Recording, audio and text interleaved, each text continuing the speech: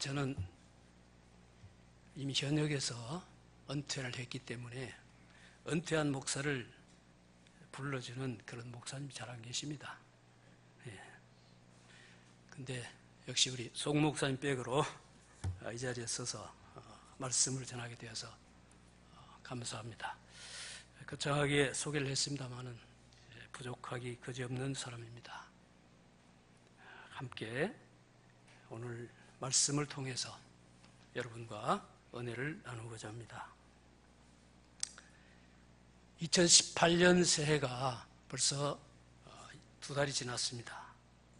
오늘 3월 첫 주일을 맞이하게 되는데 한날 한날이 참으로 귀하게 느껴지고 그리고 소중한 날이다라고 나이 들어가면서 점점 새삼스럽게 그런 생각들을 갖게 됩니다.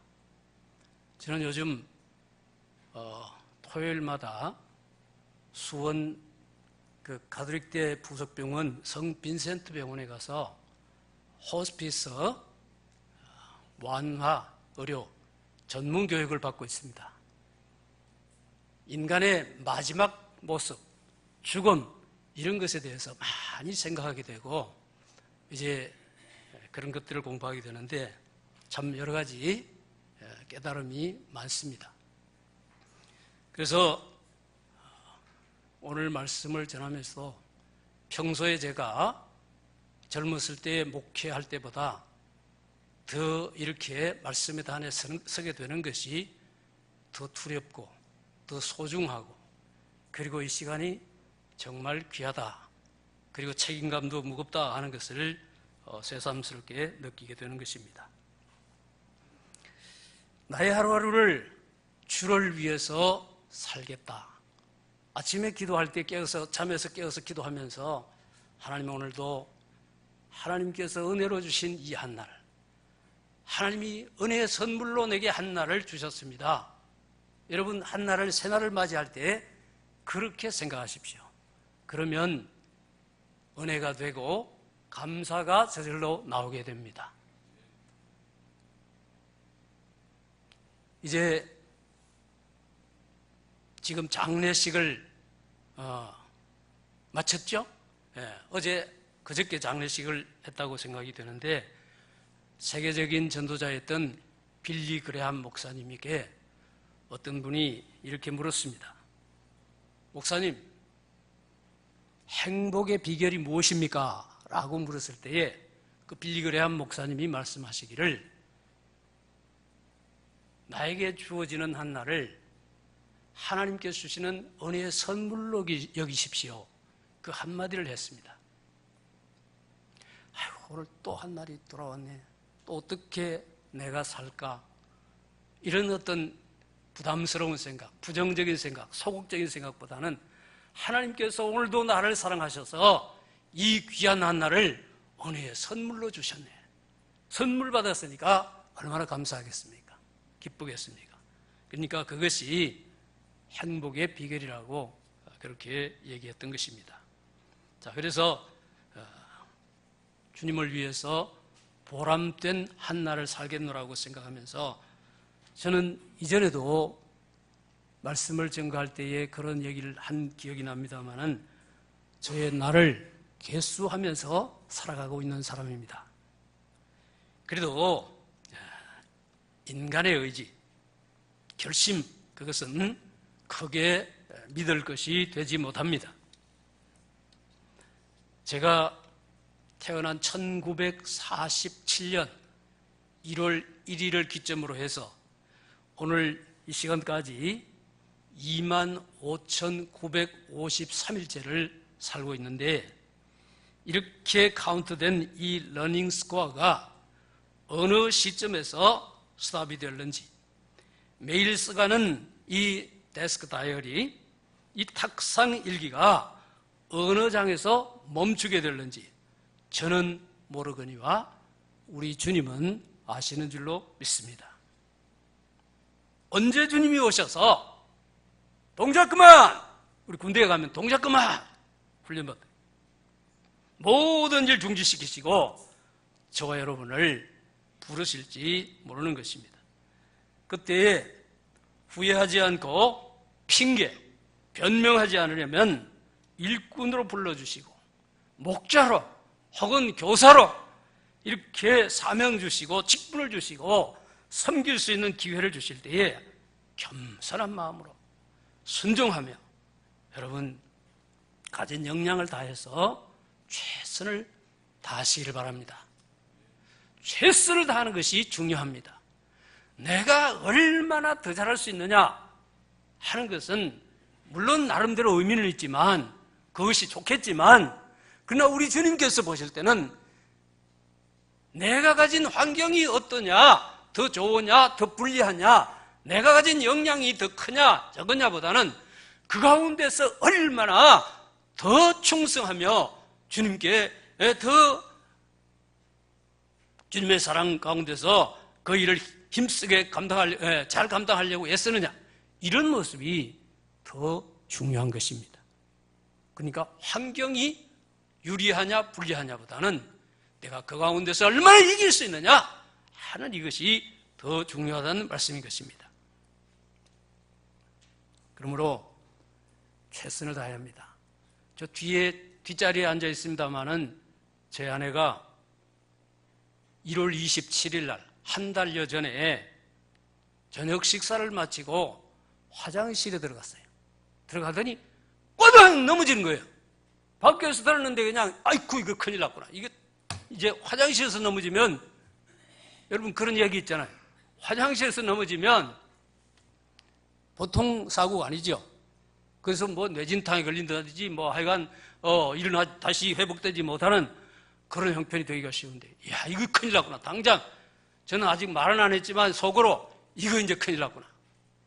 그래서 문을 열고 들어가 보니까 아이고 막 아프다고 끙끙 그러면서 들어 누웠는데 어떻게 할 도리가 없어요. 혼자서 들고 밖으로 나올 수도 없고 아이들 불러서 겨우 거실로 데리고 나왔어요. 앉을 수 있느냐? 앉을 수 없대요. 일어설 수도 없어요. 그래서 119를 불렀습니다.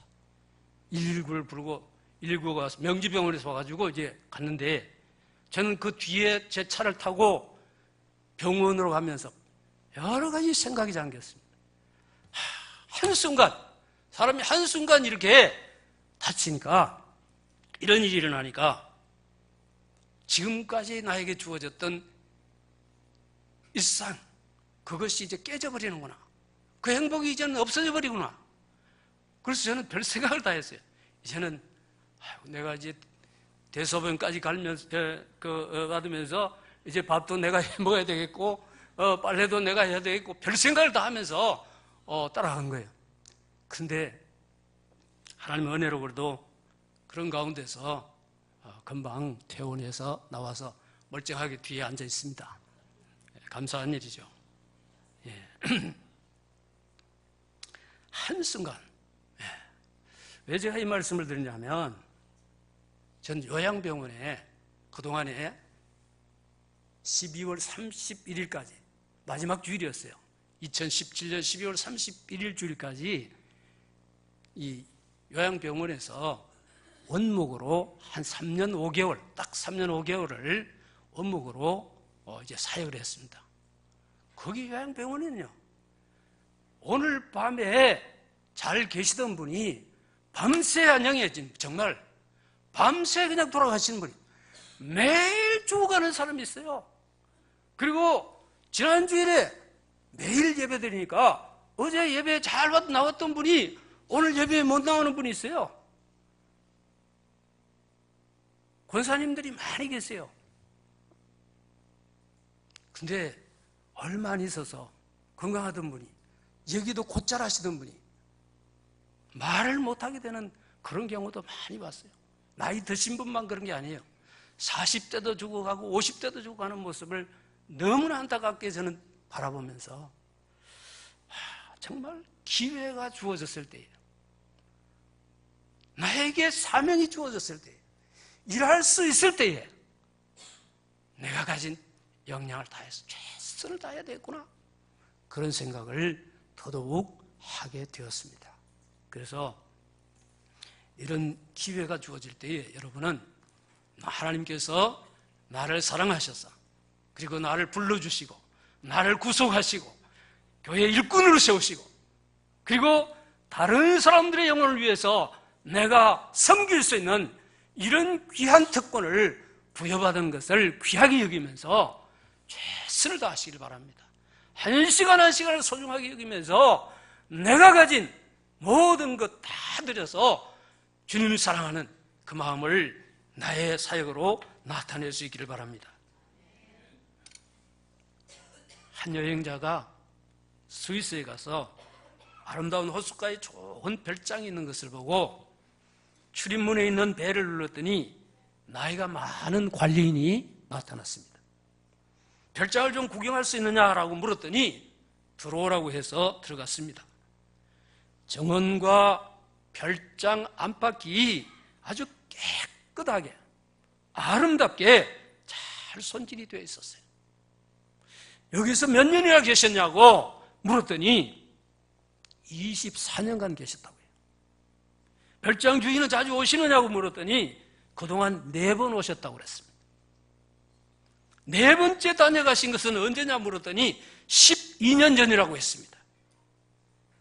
주인이 그렇게 오랫동안 오지 않는데 별장을 이렇게도 깨끗하게 잘 정리해 놓았냐고 물었더니 주인이 오늘 오실지 모르기 때문에 내일 오실지 모르기 때문에 날마다 깨끗하게 손질해 놓고 기다린다는 것이었습니다. 마치 예수님께서 말씀하신 마태복음 24장 마지막 부분에 있는 그 말씀을 연상케 하는 대답입니다. 생각지 않는 때에 오시는 주님, 어느 경점에 나타나실지 모르는 우리의 주인 맞이하기 위해서 우리도 이러해야 할 줄로 믿습니다. 우리는 날마다 오늘이라도 오실지 모른다고 하는 그런 마음으로 준비하고 기다리면서 깨어 건신하면서 신앙생활을 해야 되겠고, 특별히 이렇게 사명자로 부름받은 사람들은 더더욱 나에게 주어진 사명에 열심을 다해야 될 줄로 믿습니다. 하나님께서 우리에게 기회 주실 때에 기회를 놓치지 마십시오. 내가 죄 없는 교회를 섬길 수 있는 기회, 내가 충성할 수 있는 기회가 있다면 사양치 말고 아멘으로 순종하시기를 바랍니다. 충성은 다른 것이 아닙니다. 늘 준비하고 있는 것이고, 그리고 다른 것이 헌신이 아니고 늘 준비하고 있다가 나를 부르시는 그런 음성이 들린다면 즉시 응답하고 순종하는 것입니다. 12살짜리 소년 데이빗은 태어날 때부터 면역성이 없는 아이로 태어났습니다. 박테리아와 바이러스에 쉽게 감염되고, 감염되면 쉽게 죽기 때문에 계속 플라스틱 무균실에서 살았습니다. 그는 골수이식 수술을 받았고, 무균실에서 나오면 제일 먼저 무엇을 하고 싶었냐고 하는 그 질문을 받았을 때 이렇게 대답을 했습니다. 저는 맨발로 풀밭을 걷고 싶어요. 저는 엄마의 손을 잡고 싶어요. 우리는 맨발로 잔디밭 걷고 싶으면 마음대로 걸을 수 있습니다. 사랑하는 가족의 손을 잡고 싶으면 언제나 잡을 수 있습니다. 우리는 이런 일을 마음대로 할 수 있기 때문에 평소에 내가 할 수 있는 일이, 일상의 일이 얼마나 귀한 것인지, 내가 건강해야 한다고 하는 것이 얼마나 감사한 일인지 잘 모르고 있습니다.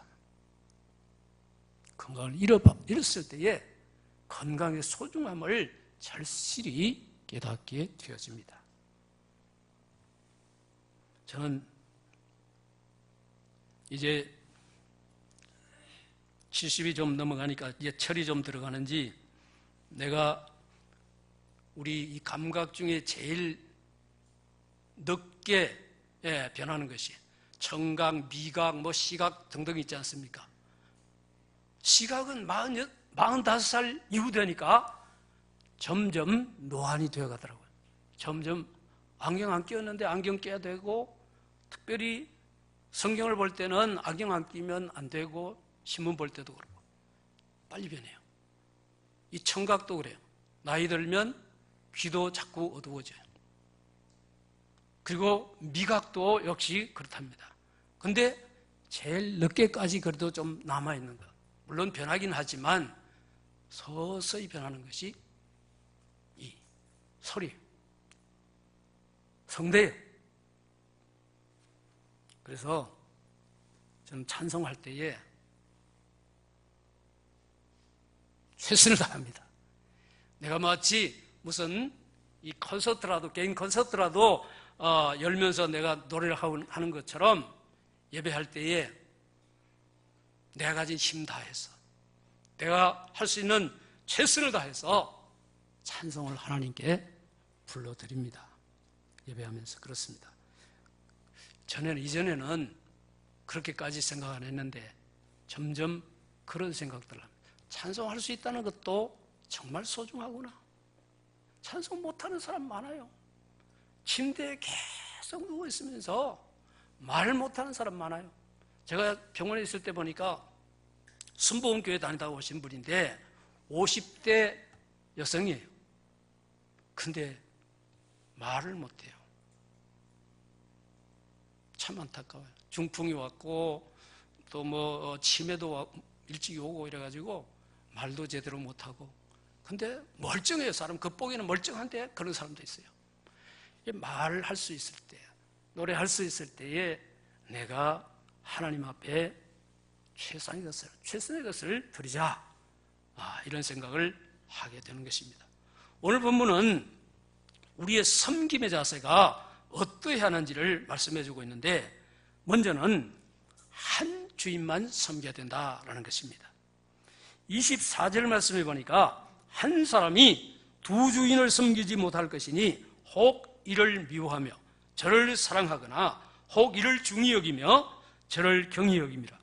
너희가 하나님과 재물을 겸하여 섬기지 못하느니라. 예수님께서 하나님도 섬기고 재물도 섬기라고 그랬으면 참 좋았겠는데 한 주인만 섬기래요. 우리는 어떤 인격체만 주인 노릇을 할 수 있다라고 생각합니다.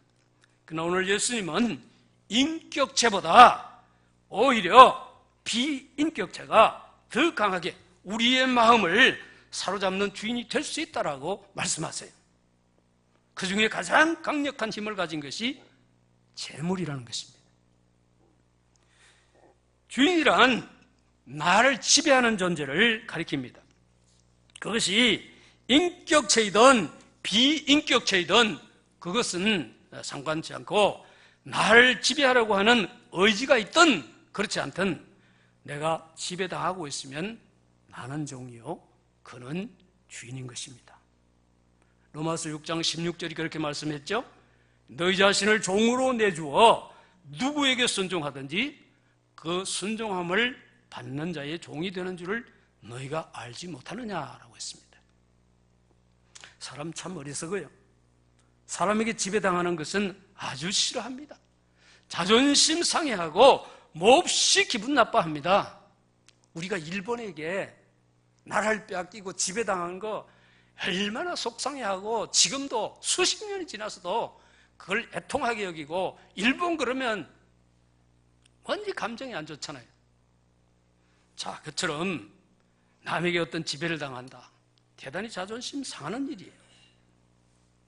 그런데 비인격체에게 지배당하는 것은 자존심 내세우지 않아요.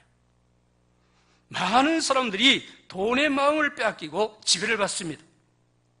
말 그대로 돈 하면서 사는 사람들이 얼마나 많습니까? 돈 때문에 울기도 하고 돈 때문에 웃기도 합니다. 돈이 있으면 행복하다고 생각하고 돈이 없으면 불행하다고 생각합니다. 그러면서도 자신이 돈의 지배를 받고 있다고는 생각하지 않습니다. 돈이 많으면 잘 산다고 하고 돈이 많지 못하면 못 산다라고 말합니다. 저는 이 말이 옳지 않다고 생각하는 사람입니다. 왜 그러냐? 돈이 많은 사람들도 못 사는 사람들이 얼마든지 많기 때문입니다. 돈이 형제 우애를 그르치게 하고 상속 문제로 싸우는 형제 간의 싸움, 법정 투쟁을 벌이는 그런 일들이 비일비재합니다. 돈이 사람을 거만하게 합니다. 방종하게 합니다.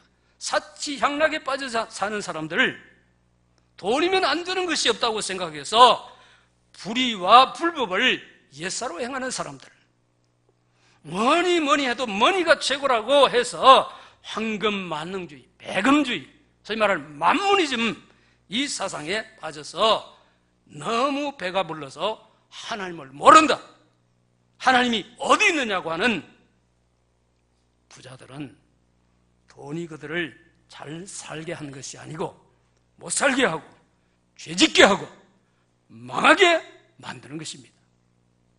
예수님께서 약대가 바늘귀로 들어가는 것이 부자가 하나님의 나라에 들어가는 것보다 쉬운이라고 하신 것은 이런 사람들을 가리켜서 하신 말씀인 줄로 믿습니다. 그러나 돈 있는 사람이 다 잘못 사는 것도 아니고 다 나쁜 것은 아닙니다. 돈 있는 사람이 잘 사는 경우도 많습니다. 하나님이 주신 그것 가지고 불우한 사람들, 연약한 사람들, 그런 이웃을 위해서 나눌 줄 알고 베푸는 사람, 그리고 예수 믿고 정직하게 살고 서로 사랑하면서 사는 사람입니다. 복음을 위해서, 하나님의 영광을 위해서 쓸 줄 아는 사람은 잘 사는 사람이라고 해야 되겠죠. 비록 돈이 없어도 예수를 잘 믿는 사람, 서로 사랑하며 우애하는 사람, 협력하고 그리고 감사할 줄 알고 만족해야 할 줄 아는 사람은 비록 돈이 적어도 그 사람은 잘 사는 사람이라고 저는 그렇게 말씀드리고 싶습니다. 돈과 우리의 관계는 배와 바다의 관계와 같다고 한 말이 생각이 납니다. 배는 물 위에 떠 있을 때에 재구시를 합니다. 그렇지만 물이 좋다고, 배가 물이 좋다고 물속으로, 물 밑으로 들어가거나 잠기면 그 순간부터 파멸입니다. 여러분, 돈이 사람을 지배하려고 하는 의지를 가지고 있습니까? 아니죠. 돈이 사람을 지배하려는 의지를 갖고 있지 않습니다. 돈은 돈일 뿐입니다. 그런데 사람이 그 돈에게 마음을 주고는 받들어 섬깁니다. 그리고 굴복합니다. 돈뿐만이 아닙니다. 마약의 지배를 받는 사람들도 있습니다. 음욕의 지배를 받는 사람들도 있습니다. 요즘 우리 사회의 가장 핫 이슈가 뭡니까? 미투 운동 아닙니까? 음욕의 지배를 받는 사람도 있고 일의 지배를 받는 일 중독자도 있습니다. 심지어 TV 애딕터도 있어요. TV에 중독된 그런 사람들도 있어요. 제가 미국에 살 때 보니까 그 TV 아나운서들이요, 나와서 뭐라는지 아십니까? Don't go away, don't go away, don't go away. 도망가지 말라고 딱 있으라고 그래요. 그리고 stick around, stick 있죠? stick, 찍찍 붙는 거, stick around, 주변에 붙어 있으래요. I will be back after these messages 그래요. 내가 곧 돌아온다고. 이 메시지 끝나면 곧 돌아오니까 다른 데 채널 돌리지 말고 여기 딱 붙어 있으라고 꼭 그렇게 말해요. 무슨 광고가 나갈 때마다. 지금 우리 채널은, 우리 TV는 뭐라 그럽니까? 채널 고정 그러대요. 채널 고정하라는 식으로 그렇게 말합니다. 이 TV 애딕터도 있고요. 요즘은 어떻습니까? 스마트폰 중독자들, 그 애딕터들도 있어요. 자, 여러 가지 중독자들이 있습니다. 이처럼 무엇이든 중독이 되면 하나님을 주인으로 섬기기가 어렵습니다. 왜냐하면 예수님의 말씀대로 한 사람이 두 주인을 섬길 수가 없기 때문입니다. 참, 예수님 왜 그런 말씀을 하셨을까요? 그만큼 돈이 재물이 영향력이 크다는 것입니다. 사람들이 그것을 우상으로 섬기면서 사는 사람들이 많다는 것입니다. 옛날에 이스라엘 백성들이 광야 생활할 때에 금송아지를 섬기는 그 금송아지를 보고 절하는 그것만이 금송아지 우상이 아니라 현대인들이 돈이 하나님 대신 하나님보다 훨씬 더 돈을 사랑하면서 돈의 지배를 받으면서 돈에 관심을 두면서 그것을 위해서 사는 사람들이 많기 때문입니다. 그러니까 하나님은, 예수님은 그런 것들을 아시고 하나님과 재물을 겸하여 섬길 수 없다라고 말씀하신 줄 저는 그렇게, 이 말씀을 그렇게 받아들입니다. 그만큼 돈이 매력 있고 사람이 살아가는데 마음이 뺏기기가 쉽고, 하나님보다 예수 안 믿는 사람은 100% 다고, 예수 믿는 사람들 중에도 사실은 하나님보다 돈을 더 사랑하는 사람들이 많은 것이죠. 그만큼 거기 마음을 뺏기기 쉬우니까 예수님이 여기서 이렇게 말씀하시는 것입니다. 나폴레옹 황제가 이끄는 프랑스군이 러시아에 진주했을 때의 일화입니다. 프랑스군이 러시아 장교 한 사람을 생포했는데 그 사람이 워낙 똑똑해 보여서 프랑스 군인으로 전향하도록 회유를 했습니다. 그러나 러시아 장교는 거절했습니다. 그러자 프랑스군의 사령관의 명령으로 병사 하나가 불에 달군 인두를 가지고 러시아 장교의 팔뚝에다가 영어로 N자를 새겼습니다. 러시아 장교가 자기 팔뚝에 새겨진 글씨를 바라보면서 이게 무슨 뜻이냐고 물었습니다. 그러자 프랑스 사령관이 웃으면서 그 N자는 네가 이 시간부터 나폴레옹 황제에게 속해 있다는 그런 뜻이다 라고 얘기해 주었습니다. 이 말을 듣자마자 러시아 장교는 순간적으로 프랑스군이 가진 그 칼을 빼앗아가지고 N자가 새겨진 자기의 팔을 그냥 잘라버렸어요. 그리고는 피가 뚝뚝 떨어지는 자기의 팔이 땅에 떨어지는 것을 보면서 유명한 말을 남겼습니다. 나는 러시아군 이외에 다른 흔적을 가질 수 없어. 나는 영원히 러시아 황제에게 속해 있을 뿐이요 라고 얘기했다는 것입니다. 가히 조선시대에 사육신에 견줄만 하지 않습니까? 충신은 불사이군이요 열련은 불경이부라. 충성스러운 신하는 두 임금을 섬기지 않고 열련은 지아비를 바꾸지 않는다고 그랬습니다. 그렇습니다. 충신은 한 임금만 섬깁니다. 예수님을 믿는 사람은 하나님만, 예수님만 섬겨야 합니다. 다른 그 무엇 때문에 주님께서 하라시는 그 일을 하지 못한다고 하면 그것은 주님을 섬기는 것이 아니라 바로 그것을 주인으로 섬기는 것입니다. 주일은 주 앞에 나와 예배하는 날인데 다른 무엇 때문에 주일을 지키지 못하는 사람이 있다면 아직도 그의 주인이 누구인지 의심해 보아야 할 것입니다. 두 번째로 헌신과 봉사. 우리가 주를 위해서 정말 제대로 주님을 섬기려고 하면 우리의 보물을 하늘에 쌓아두는 자가 되어야 합니다. 우리가 하나님을 섬길 때 조심해야 할 것이 하나 있습니다. 누군가가 내가 헌신하는 것을, 내가 봉사하는 것을, 내가 이렇게 열심히 섬기는 것을 알아주었으면 하는 마음을 갖게 되는 것입니다. 누구나 이런 마음을 가질 수 있습니다. 이건 인지상정입니다.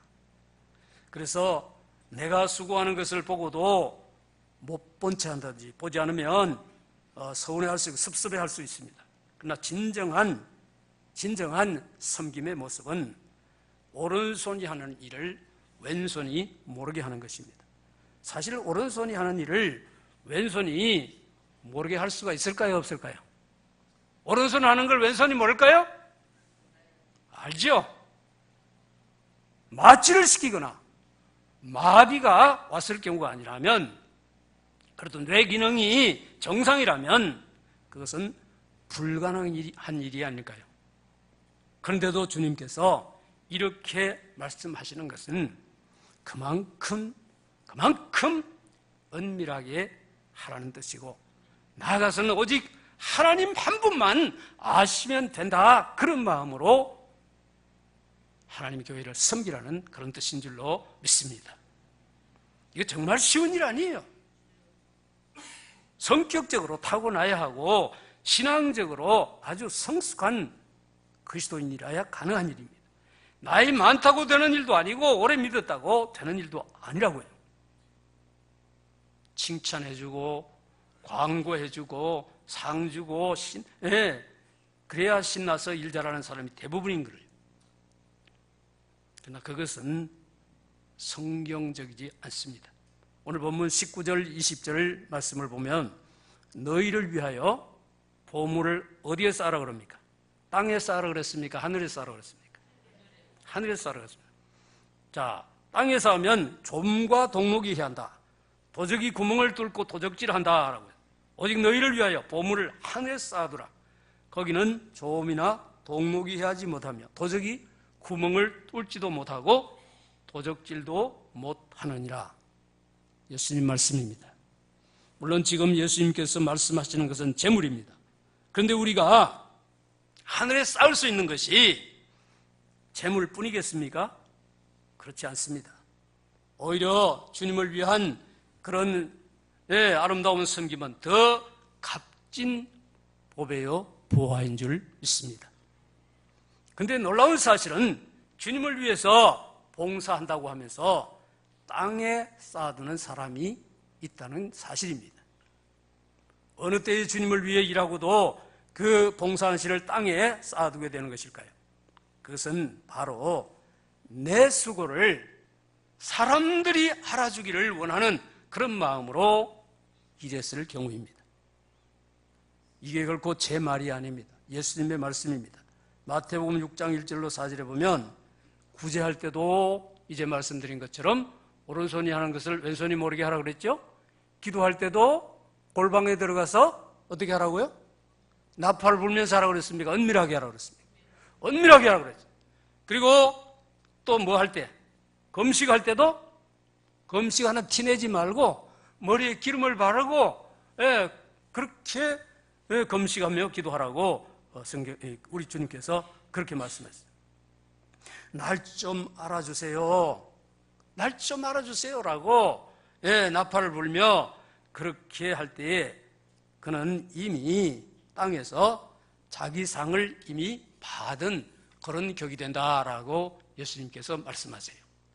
예수님의 말씀이 정말인지 아닌지, 땅에서도 상 많이 받고 칭찬 많이 받고 그런 사람이 하늘나라에 하나님 앞에 가서도 상금 많이 받고 칭찬받고 영광 받을 것 같은데, 내 생각에는, 인간적인 생각은 그렇죠.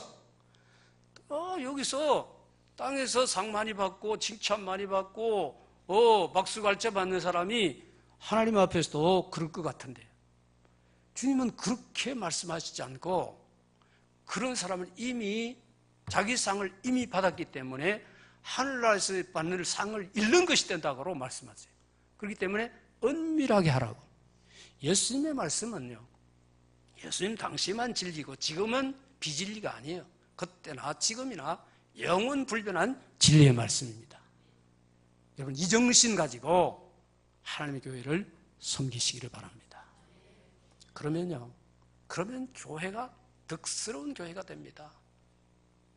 자기가 하는 일을 스스로 나타내려고 하지 않고 자기 스스로 자화자찬하지 않고 그렇게 하면요, 그게 얼마나 반향이 큰지 모릅니다. 그렇게 하면 사람들이 그 모습을 보고 정말 그 사람을 존경하게 됩니다. 제 친구 중에, 친한 친구 중에 고대 영문과를 나온 친구, 신학교 같이 한 반에서 공부한 친한 친구가 있는데, 그 친구는 여러 가지 다방면에 재능이 많아요. 이 숭실고등학교 다닐 때 이걸 불렀어요. 트럼본 잘 부르는 트럼본 주자예요. 악단에서 트럼본도 불러. 그리고 피아노도 치고 못하는 게 없어요. 운동도 잘하고. 그리고 영어를 또 잘해요. 그래서 신학교 다닐 때부터 영어 통역이며 뭐 미국 방송을 잘 듣고 그 영어에 능통해요. 그래서 세계적인 신학자들과도 대화를 나누는 그런 친구면서도 일체 그런 거 한 번도 자랑하는 일이 없어요. 군대도 공수특전단 갔다 왔어요. 근데 공수특전단 갔다 온지 몰랐어요. 다른 사람을 통해서 들었어요. 웬만한 사람 같으면 내가 뭐 공수특전단 갔다 왔다고 막 자랑하고 뭐 그럴 텐데 그런 것도 아니에요. 참 훌륭한 인격자예요. 제가 동갑이고 같은 친한 친구지만 다른 동기들 친구들보다 그 친구를 존경해요. 우리 송유화 목사님 얘기하면 알 거예요. 여기 홍성교회, 서울로의 홍성교회 심해 이건수 목사예요. 예. 지금도 한 달에 한 번씩 꼭 만나고 있습니다만은 참 존경할 만한, 본받을 만한 그런 분이에요. 그러니까 하나님께서 그 자녀들에게도 크게 복을 주신 것 같아요. 그 아들이, 큰아들은 지금 하버드 대학에서 박사 학위를 하고 하버드 연구원으로 있고, 작은 아들은 목회자의 길을 걸어서, 물론 뭐 여기서도 서울대 생명공학과를 나오고 그래가지고 하여간 엘리트 코스만 다 밟아서 그렇게 지금 잘 나가고 있죠. 그 작은 아들은 안산에 있는 동산교회에서 부목사로 이렇게 섬기고 있는데, 하여간 자기가 굉장한 능력을 가지고 있고 재능을 가지고 있고 또 큰 일을 했으면서도 일체 자기 입으로 그런 얘기를 발설하는 일이 없습니다. 그런 모습을 보면서 어떻게 저럴 수가 있을까라는 생각을 하게 됩니다. 여러분, 우리가 하나님의 교회를 섬기면서 그런 사람을 보게 될 때에 우리는 존경의 마음이 생겨지게 되는 것입니다. 날 좀 봐주세요, 날 좀 알아주세요 얘기하는 100마디보다 그런 모습이 훨씬 더 울림이 크다는 사실을 기억하시기 바랍니다. 그래서 주님께서는 그런 사람을 더 알아주시는 것입니다. 미국의 유명한 실업가이자, 시간이 좀 너무 긴가요? 제가 오늘 이제 이 말씀만 간단히 하고 마치고 합니다. 미국의 유명한 실업가이자 자선사업가인, 세계에서 제일 부자였죠 당시에. 여러분 록펠러 아시죠? 미국 사람들은 락펠러라고 그럽니다만은 이 록펠러가 어느 날 시골에 가서 작은 호텔에서 며칠을 유하게 되었습니다. 이런 큰 재벌이 호텔에 온다니까 호텔에 비상이 걸렸습니다.